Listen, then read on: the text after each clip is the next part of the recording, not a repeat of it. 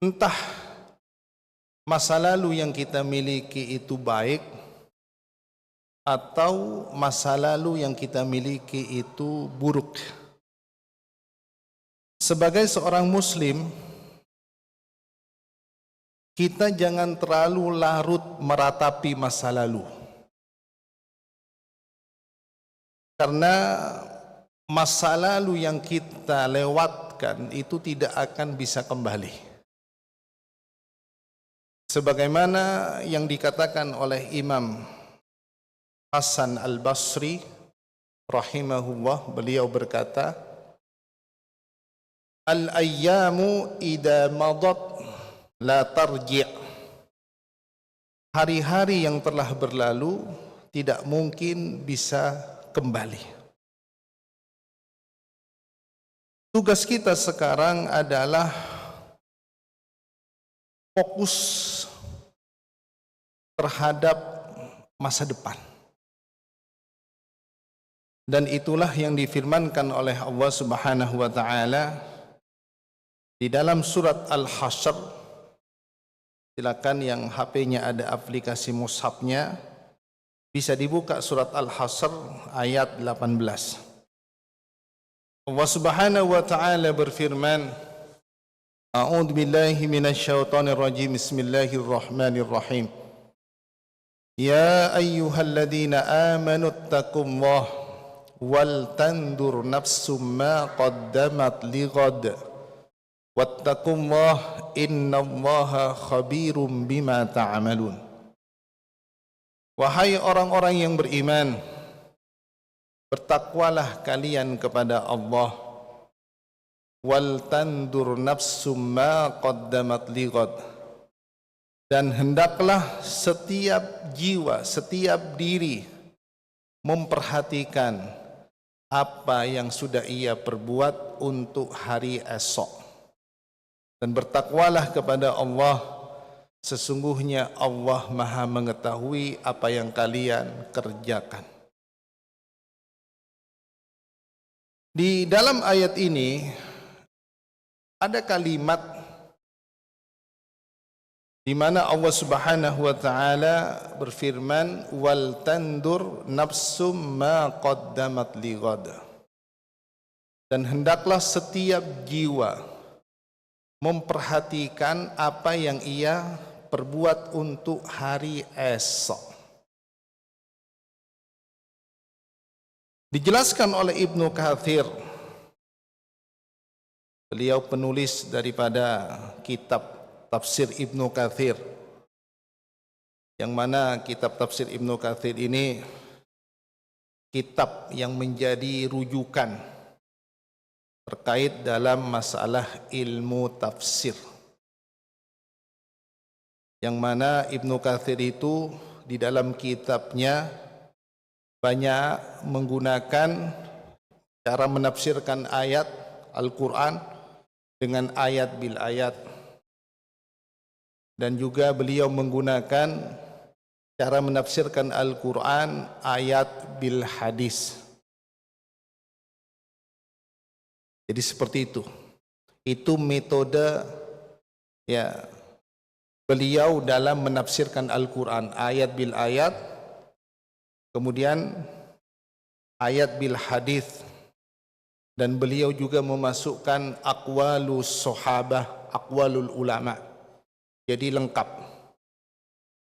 Maka kalau kita lihat di kampus-kampus Islam atau di pesantren-pesantren, kalau mau belajar tafsir, biasanya banyak menggunakan tafsir Ibnu Katsir. Dan bisa di-download di Play Store, dan sekarang alhamdulillah sudah diterjemahkan ke dalam bahasa Indonesia. Ibnu Katsir ketika menafsirkan ayat wal tandur nafsum ma qaddamat lighad, dan hendaklah setiap jiwa memperhatikan apa yang ia perbuat untuk hari esok, kata beliau, hasibu anfusakum qabla an tuhasabu. Hisablah diri kalian sebelum kalian dihisab dan dimintai pertanggungjawaban.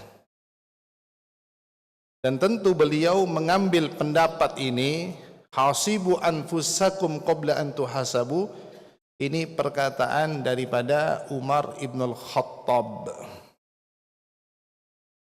Di beliau mengatakan, hisablah diri kalian sebelum kalian dihisab atau dimintai pertanggungjawaban. Ini yang perlu kita perhatikan. Karena setiap kita pastinya di dunia ini pernah melakukan perbuatan. Dan mana perbuatan kita nanti ini semuanya akan dimintai pertanggungjawaban oleh Allah Subhanahu wa taala. Di kita ini tidak mungkin menghadap Allah tanpa dimintai pertanggungjawaban. Karena hari kiamat itu memiliki nama lain, Yaumul Jaza, hari pembalasan. Bisa juga dikatakan Yaumul Hisab, hari di mana amal-amal kita dihitung oleh Allah Subhanahu wa taala. Di antara yang akan dimintai pertanggungjawaban nanti oleh Allah Subhanahu wa taala pada hari kiamat disebutkan di dalam sebuah hadis. Hadis ini diriwayatkan dari Abu Barzah Al-Aslami radhiyallahu anhu. Rasulullah sallallahu alaihi wasallam bersabda, la tazulu qadama 'abdin yaumal qiyamati hatta yus'an an arba. Tidak bergeser kedua kaki seorang hamba pada hari kiamat sampai dia ditanya 4 hal. Yang akan ditanya, yang akan dimintai pertanggungjawaban itu ada 4 hal. Yang pertama, wa an umurihi fima afnah, tentang usia kita. Dihabiskan untuk apa? Dihabiskan untuk ketaatan atau kemaksiatan? Dihabiskan untuk kebaikan atau keburukan? Ini yang akan ditanya nanti oleh Allah Subhanahu wa taala. Dan Allah tidak memberikan usia kepada kita ini secara gratis, enggak.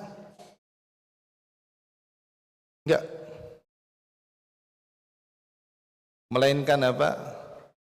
Akan dimintai pertanggungjawaban usia yang Allah berikan kepada kita. Makanya tidak jamin seseorang yang usianya panjang kemudian hisabnya ringan, pertanggungjawabannya ringan. Tidak menjamin juga orang yang usianya singkat hisabnya ringan atau mudah, enggak ada jaminan. Itu semuanya tergantung bagaimana kita menggunakan usia kita di dunia ini. Maka ketika kita diberikan nikmat usia oleh Allah Subhanahu wa taala, pergunakan nikmat usia itu sebaik mungkin.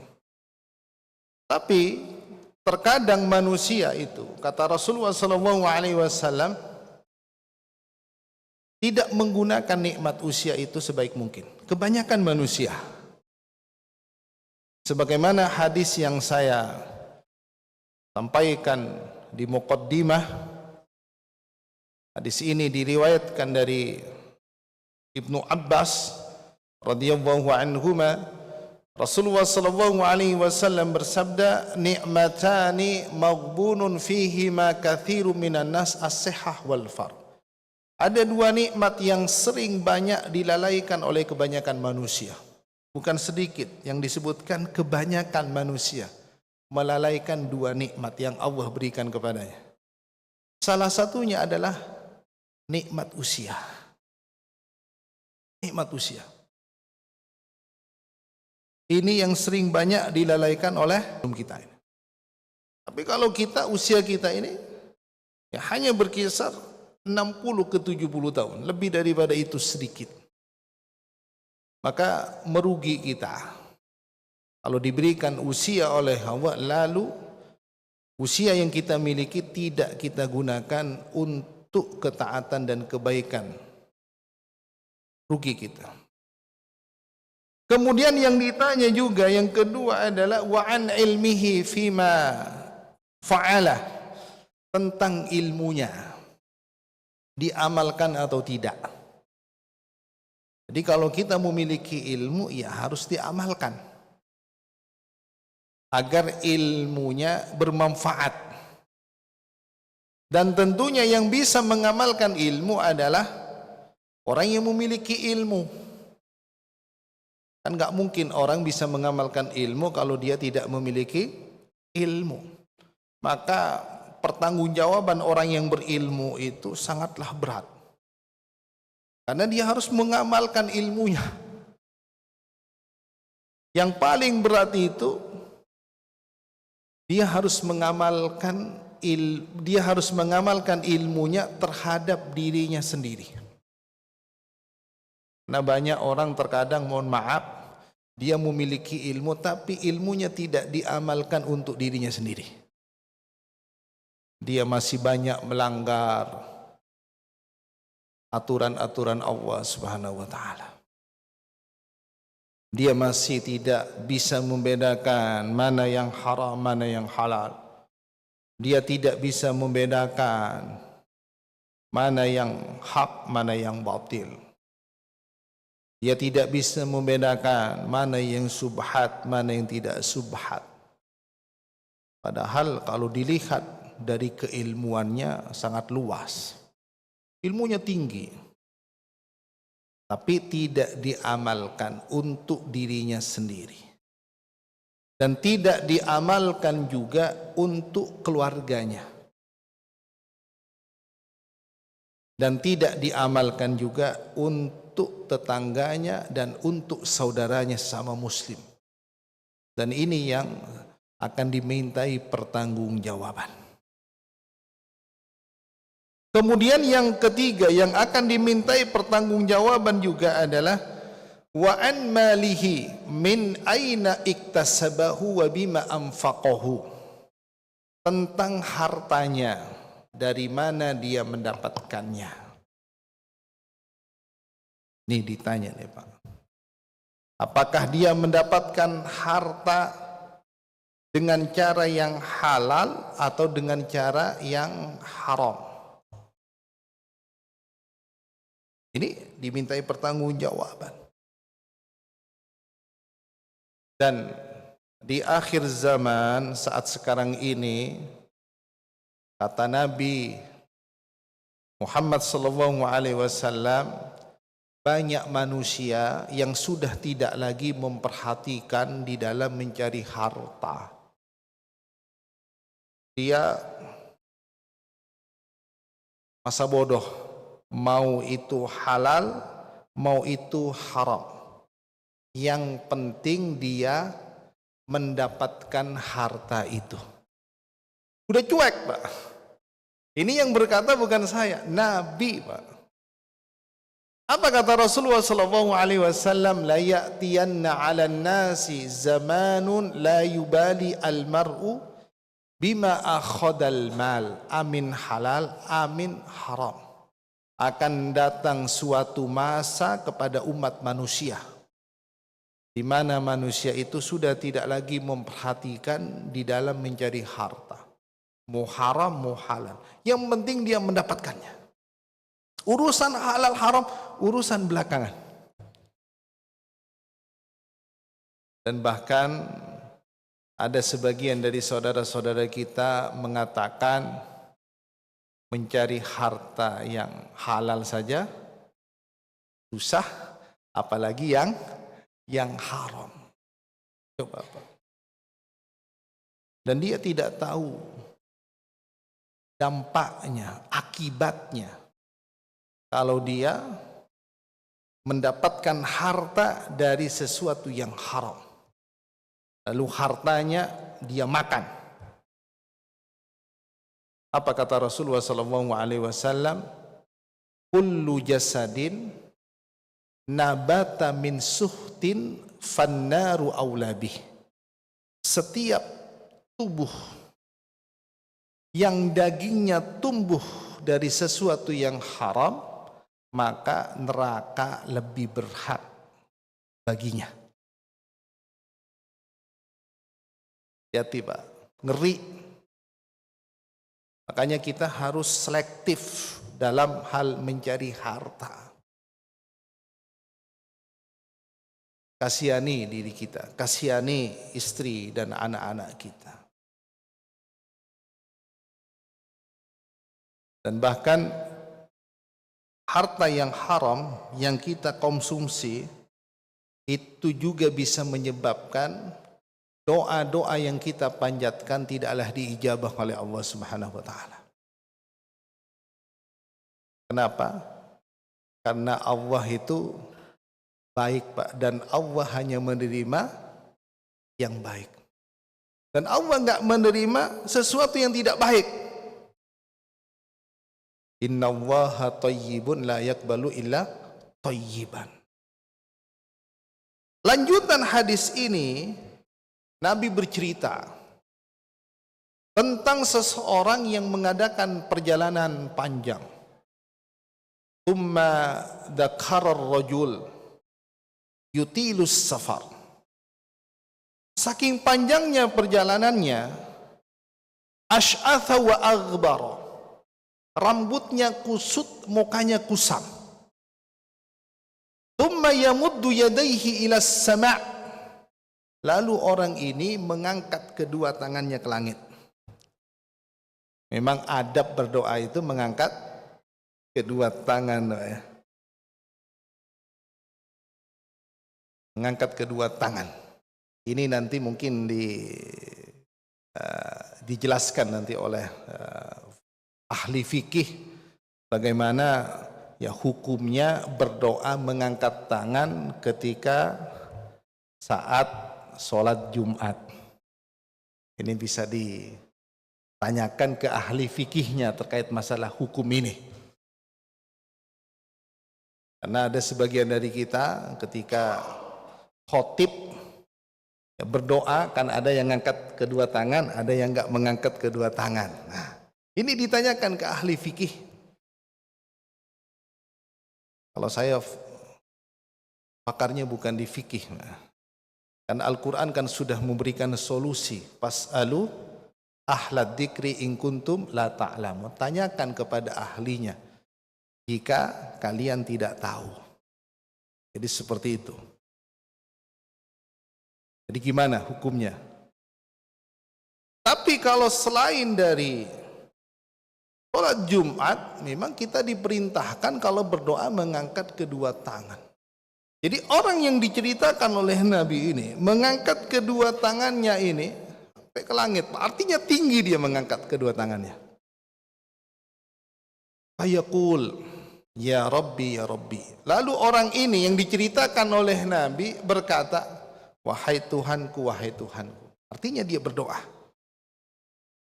Tapi Nabi berkata kepada para sahabatnya, doanya tidak diijabah. Sahabat pada saat itu terkejut, Pak. Kok bisa doanya tidak diijabah? Padahal orang ini sedang safar. Sedang safar. Lalu ada di antara mereka para sahabat memberanikan diri Pak bertanya kepada Nabi. Si sahabat ini kalau bersama dengan Nabi ini sungkan. Padahal Nabi kalau ada sesuatu yang tidak diketahui kata Nabi nggak usah sungkan-sungkan, nanya. Kita kadang ini Pak, mohon maaf Pak, terlalu malu kalau kita mau bertanya kan begitu ya. Jangan, kalau kita nggak tahu tanya.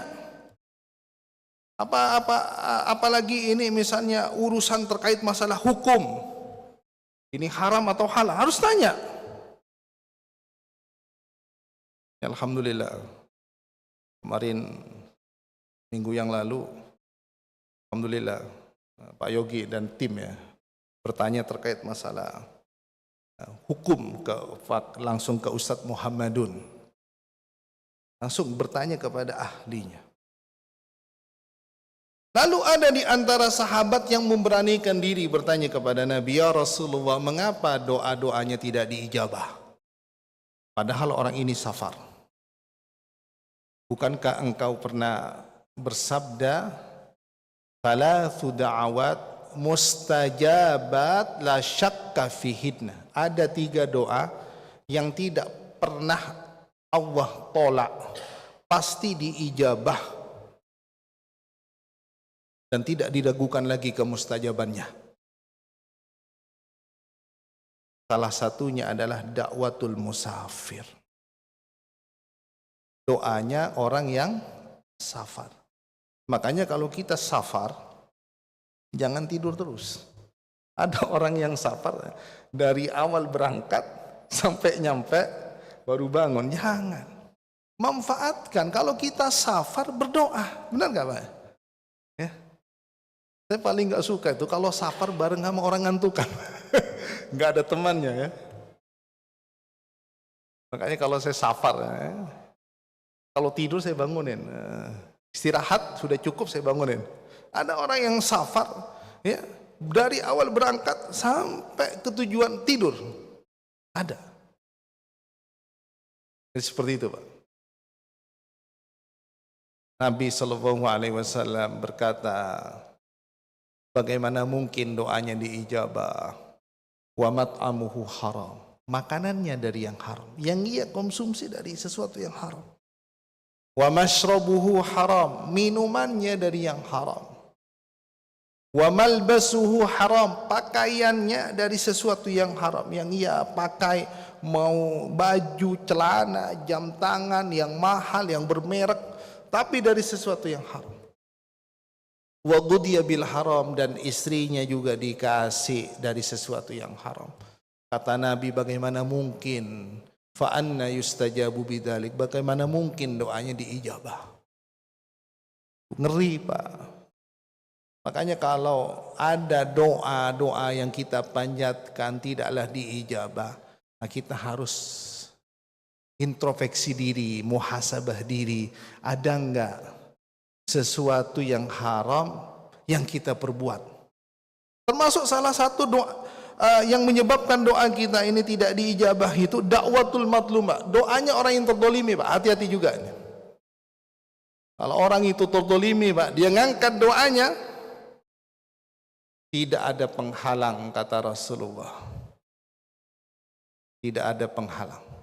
Artinya doanya pasti mustajab. Meskipun orang yang terdolimi itu mendoakan kejelekan, diijabah. Oh, emangnya boleh Ustaz? Mendoakan kejelekan? Boleh Pak.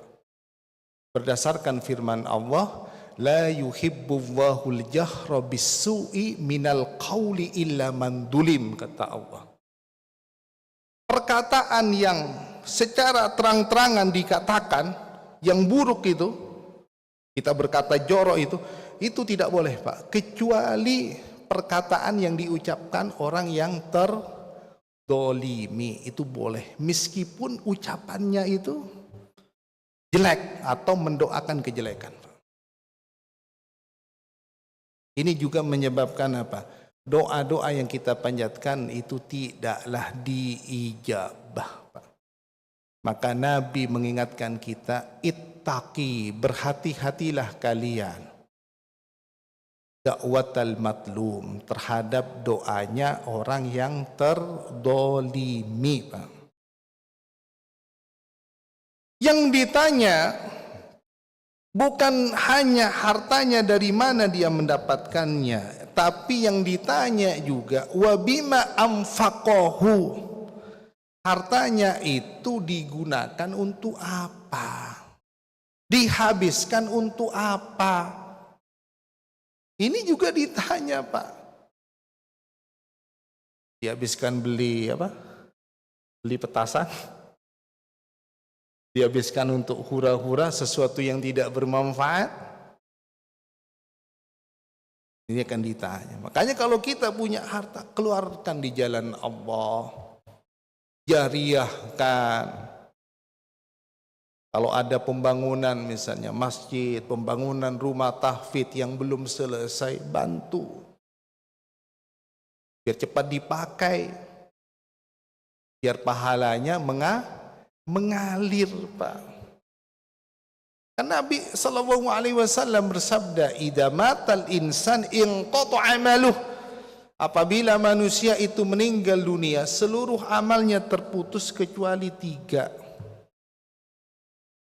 Salah satunya shadaqatun jariyah, sedekah jariyah. Kita punya harta, kita jariyahkan untuk pembangunan rumah tahfidz misalnya.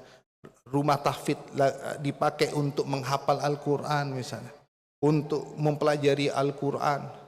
Lalu ketika dia lulus, mengamalkan Al-Qurannya, mengamalkan ilmu yang ia dapatkan dari Al-Qurannya, jariyah kita, Pak. Masya Allah, pahalanya itu. Jadi harus jelas kita mengeluarkan harta kita. Jangan sampai kita mengeluarkan harta untuk sesuatu yang tidak penting. Karena apa? Karena akan dimintai pertanggungjawaban nanti oleh Allah Subhanahu wa taala. Kemudian yang keempat adalah yang akan dimintai pertanggungjawaban juga wa an jismihi fima ablah, tentang tubuhnya, Pak. Dia digunakan untuk apa? Jadi kalau kita memiliki tubuh yang sehat, kita gunakan untuk pergi ke masjid, kita gunakan untuk membaca Al-Quran, itu Masya Allah. Tapi terkadang ada sebagian dari kita, mohon maaf, tubuhnya sehat, bugar dia, tapi nggak pernah ke masjid, ninggalin sholat, hanya pamer tubuh saja, kan begitu. Jangan. Jadi kalau kita memiliki tubuh yang sehat, gunakan untuk kebaikan. Makanya Nabi SAW ingatkan kita di dalam sebuah sabdanya. Hadis ini diriwayatkan dari Ibnu Abbas radhiyallahu anhuma. Apa kata Rasulullah SAW? Ightanim khamsan qabla khamsin. Manfaatkanlah, gunakanlah 5 perkara sebelum datang 5 perkara. Salah satunya wasihataka qabla saqomika. Masa sehat kita sebelum datang masa sakit kita ini. Jadi kalau kita memiliki tubuh yang sehat, enak, Pak, beribadah, Pak. Kuat kita ibadah. Mau imamnya, mau bacaannya panjang, enak, Pak. Benar nggak, Pak? Tapi berbeda kalau tubuh kita ini, mohon maaf, sakit. Tubuh kita ini lemah, tidak kuat. Ibadah nggak enak, Pak. Ibadah nggak kuat. Kenapa? Karena sudah sakit-sakitan. Dan bahkan yang menarik lagi, ibadah-ibadah yang biasa kita lakukan ketika kita sehat, lalu ketika kita sakit dan kita tidak bisa lagi melakukan ibadah-ibadah yang biasa kita lakukan di waktu sehat, itu akan tetap dicatat pahalanya, Pak. Jadi kita ini sehat, kita biasa ibadah ke masjid, sholat 5 waktu berjamaah, kita membaca Al-Quran, kita sholat malam. Lalu ketika kita sakit, berada di tempat tidur, tidak bisa ngapa-ngapain lagi, nggak bisa melakukan ibadah-ibadah yang biasa kita lakukan, itu tetap dicatat pahalanya, Pak. Sebagaimana disebutkan dalam sebuah hadis, hadis ini disahihkan oleh Syekh Albani. Hadis ini diriwayatkan dari Abu Musa radhiyallahu anhu. Rasulullah sallallahu alaihi wasallam bersabda, "Idza maridal abdu aw safara kutiba lahu ma kana ya'malu sahihan muqiman." Sesungguhnya apabila seorang hamba itu sakit atau dia safar, maka akan dituliskan baginya pahala seperti apa yang biasa ia lakukan ketika sehat, Pak. Coba. Makanya kalau kita memiliki tubuh yang sehat, gunakan ibadah. Khawatir ketika kita sakit, kita tidak bisa melakukan ibadah itu lagi. Tapi kita dapat pahala, Pak. Makanya, Pak, tubuh yang Allah berikan kepada kita ini harus dijaga, Pak. Karena tubuh ini memiliki hak untuk kita jaga. Ya, makanya disebutkan dalam sebuah hadis itu, istahyu minallahi haqqal haya, man istahya haqqal haya falyahfadir ra'sa wa ma'awa. Barang siapa yang malu kepada Allah dengan sebenar-benarnya malu, maka dia harus menjaga kepala dan apa yang ada padanya. Wal batna wa ma'awa, dan dia juga harus menjaga perut dan apa yang ada padanya. Jadi kepala ini, Pak, kepala dan apa yang ada di bagian kepala dan perut ini hak Allah yang harus kita jaga. Yang ada di kepala misalnya, Pak, mata. Ini hak Allah, Pak, harus dijaga. Jangan sampai kita memiliki kedua mata tapi digunakan untuk melihat sesuatu yang Allah haramkan.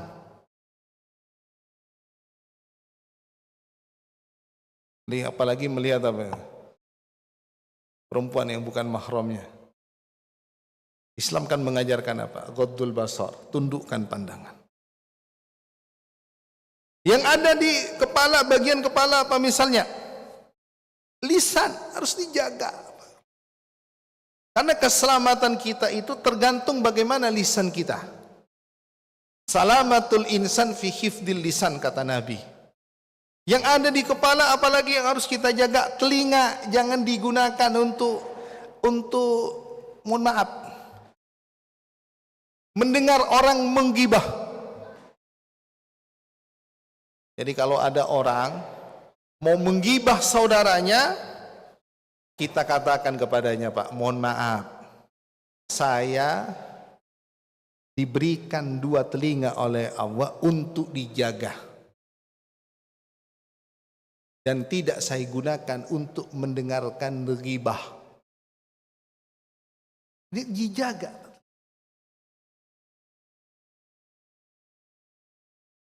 Termasuk juga, Pak, dijaga, Pak, telinga kita jangan sampai mendengarkan musik misalnya.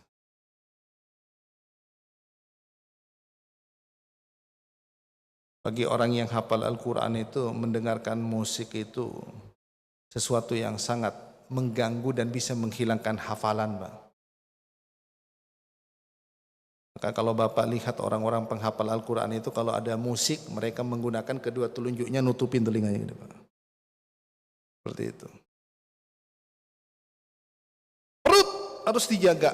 Ini hak Allah.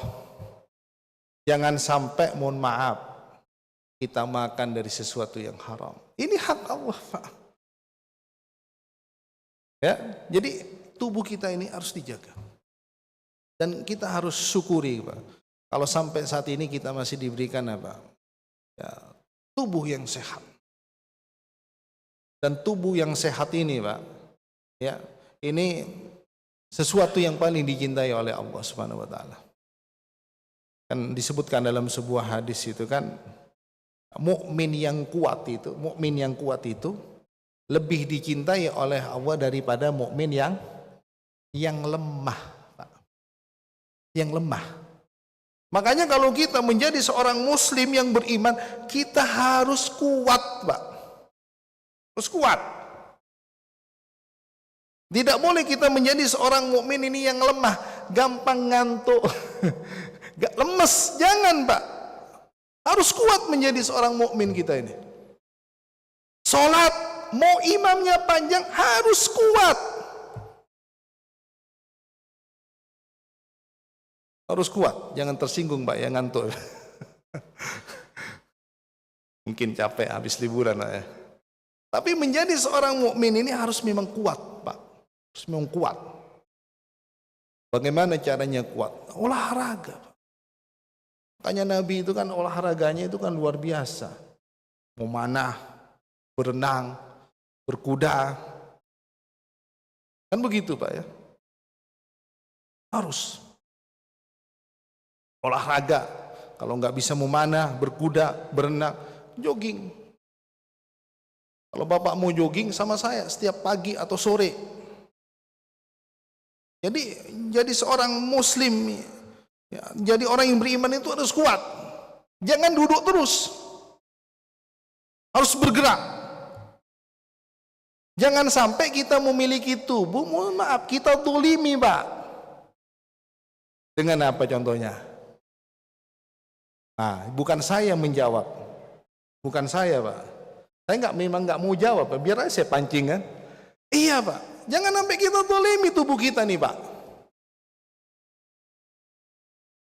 Jangan pakai dalil-dalil. Wah, kan masih banyak ulama yang memakruhkan, Ustaz. Nggak apa-apa, Ustaz. Iya. Jadi seperti itu, Pak. Tubuh ini akan dimintai pertanggungjawaban. Kemudian yang kedua adalah yang dimaksud wal tandur nafsum ma qaddamat lighad. Setiap jiwa harus memperhatikan apa yang ia perbuat untuk hari esok. Menurut Ibnu Katsir adalah wanduru ma dakhartum li anfusikum minal a'malis sholihah liyaumi ma'adikum wa ardikum ala rabbikum. Perhatikanlah apa yang kalian tabung buat diri kalian berupa amal-amal soleh untuk bekal hari kalian dikembalikan, yaitu hari dihadapkan kalian kepada Tuhan kalian. Kita hidup di dunia ini memang untuk beramal soleh yang akan menjadi bekal kita untuk menghadapi masa depan. Jadi amal soleh ini bekal kita untuk menghadapi masa depan, Pak. Makanya, Pak, kita harus fokus, Pak, terhadap masa depan kita ini. Dan kita tidak boleh melihat masa lalu kita. Udah fokus saja ke masa depan. Kalau kita misalnya di masa lalu kita melakukan, yang dimaksud masa depan di sini adalah akhirat, Pak. Jadi kita mumpung sekarang masih diberikan usia oleh Allah, beramal untuk masa depan. Mumpung kita masih memiliki waktu, Pak. Dan kita nggak tahu waktu kita di dunia ini sampai kapan berakhirnya, nggak ada yang tahu, Pak. Maka selagi kita memiliki waktu, beramal. Dan di antara ya, amalan yang harus kita lakukan ya untuk masa depan kita ini sangat indah sekali apa yang dinasihatkan oleh Syekhul Islam Ibnu Taimiyah. Beliau berkata, apa kata beliau? Al-mustaqbal la yakunu khairan. Masa depan tidak akan menjadi baik illa kecuali idza kana qa'iman 'alal ilmi shahih, kecuali jika dibangun atas dasar ilmu yang benar. Ini nasihatnya beliau, Syekhul Islam Ibnu Taimiyah. Jadi masa depan tidak akan menjadi baik kecuali jika dibangun atas dasar ilmu yang benar. Ilmu yang benar itu ketika bersumber dari Al-Quran dan As-Sunnah. Ya, ini yang pertama. Yang kedua, kata Syekhul Islam Ibnu Taimiyah, masa depan akan menjadi baik wal amalus soleh, jika kita beramal soleh, Pak. Karena memang sebaik-baik bekal untuk menghadapi masa depan itu ya amal soleh. Ini sering saya sampaikan dalam hadis ini, ya. Ini hadis ini kenapa saya sering sampaikan itu untuk nasihat diri saya sendiri gitu kan. Yatba'al mayyit thalatha. Manusia itu kalau sudah meninggal dunia, yang mengikutinya kan cuma 3, Pak ya. Hartanya, keluarganya, dan amal-amalnya. Yarji ithnan, kembali 2, harta dan keluarga kembali, enggak ngikut bersamanya, Pak. Yang ikut bersamanya yaitu hanya amal solehnya, Pak. Jadi amal soleh ini ya memang cocok untuk kita lakukan untuk masa depan kita. Yang terakhir adalah ya masa depan akan menjadi baik wat tawakkuli 'ala Allah subhanahu wa ta'ala, ketika kita bertawakal kepada Allah subhanahu wa ta'ala. Jadi orang yang beriman itu harus bertawakal kepada Allah subhanahu wa ta'ala. Wa 'ala Allahi falyatawakkalil mu'minun. Kalau dia tidak memiliki iman, dia nggak mungkin bisa bertawakal atau bersandar kepada Allah subhanahu wa ta'ala. Tentunya tawakal kita harus lakukan setelah adanya ikhtiar yang maksimal, kemudian dengan doa yang maksimal, baru serahkan semuanya kepada Allah. Wa may yatawakkal 'ala Allah fahuwa hasbuh. Barang siapa yang bertawakal kepada Allah, niscaya Allah akan cukupkan keperluannya, Pak. Kebutuhannya itu Allah akan cukupi.